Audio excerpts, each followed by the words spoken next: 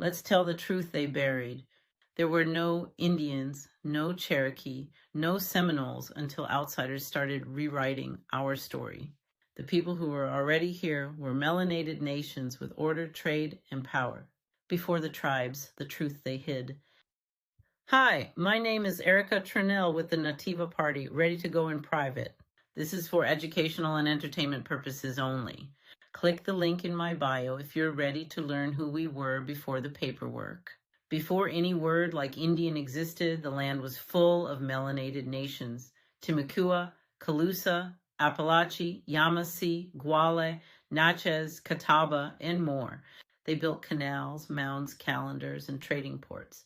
They governed themselves by councils and bloodlines. No outside kings, no color codes. When foreign powers showed up, they started labeling everything. In the 1600s and 1700s, the Spanish used cimarron, meaning runaway, for free towns of black and native families. The English turned that into Seminole. The U.S. later created paperwork tribes, Cherokee, Choctaw, Creek, to control land. These weren't our original nations, they were administrative names forced onto us. Around the 1700s, pale-skinned Europeans began arriving in numbers.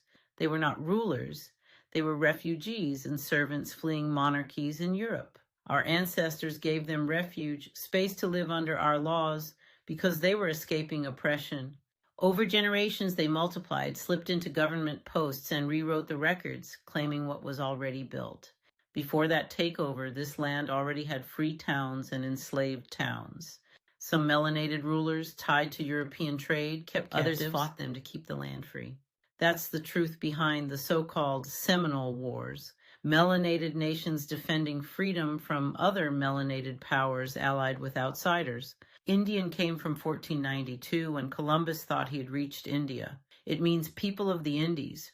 Black and white were legal categories created in the 1600s to decide who could own land or be enslaved.